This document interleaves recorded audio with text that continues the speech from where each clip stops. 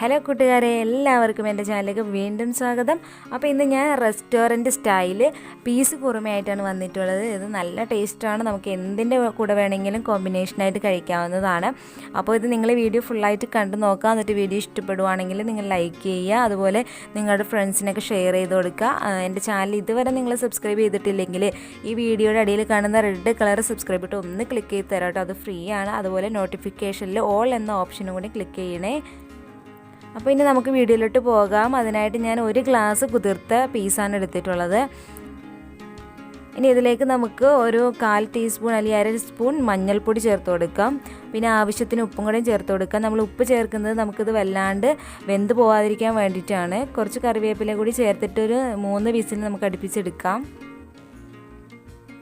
അപ്പോൾ ഇവിടെ നന്നായിട്ട് വെന്ത് കിട്ടിയിട്ടുണ്ട്. കണ്ടല്ലോ, ഇതുപോലെ നമുക്ക് നല്ല സോഫ്റ്റും ആയിരിക്കണം, ഉടഞ്ഞു പോവാത്തൊരു പരുവത്തിനായിരിക്കണം കിട്ടേണ്ടത്.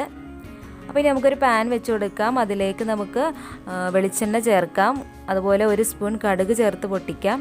കടുക് പൊട്ടിക്കഴിയുമ്പോൾ നമുക്ക് പെരിഞ്ജീരകം ചേർത്ത് പൊട്ടിക്കണം. അതും 1 സ്പൂൺ ചേർത്തിട്ടുണ്ട്. ഇതിലേക്കൊരു 2-3 വറ്റൽമുളക് കൂടെയും ചേർത്ത് കൊടുക്കാം.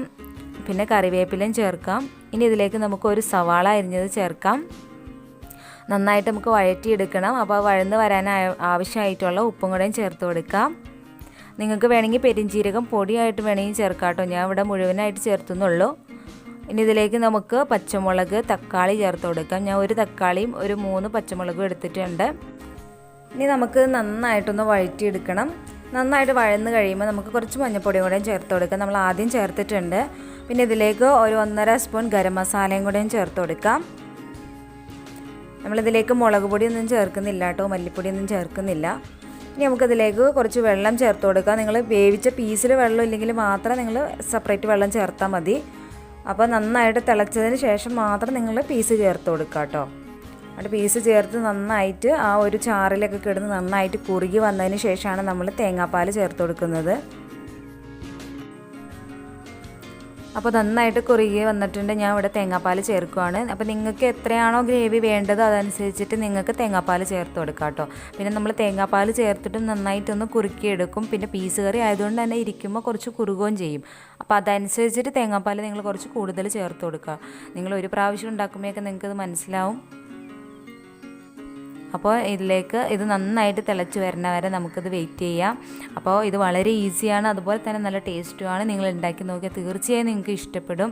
ഇത് നമുക്ക് എന്തിൻ്റെ കൂടെ വേണമെങ്കിലും കഴിക്കാവുന്നതാണ്, ചോറിൻ്റെ കൂടെ വരെ കഴിക്കാവുന്നതാണ്. അപ്പോൾ എല്ലാവരും ട്രൈ ചെയ്ത് നോക്കിയിട്ട് നിങ്ങളുടെ ഫീഡ്ബാക്ക്സ് അറിയിക്കുക.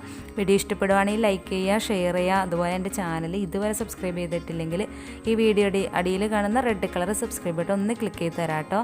അപ്പോൾ ഇനിയും ഇതുപോലുള്ള വീഡിയോസായിട്ട് ഇനിയും കാണാം. അതുവരെ ഓക്കെ, ബൈ, താങ്ക് യു.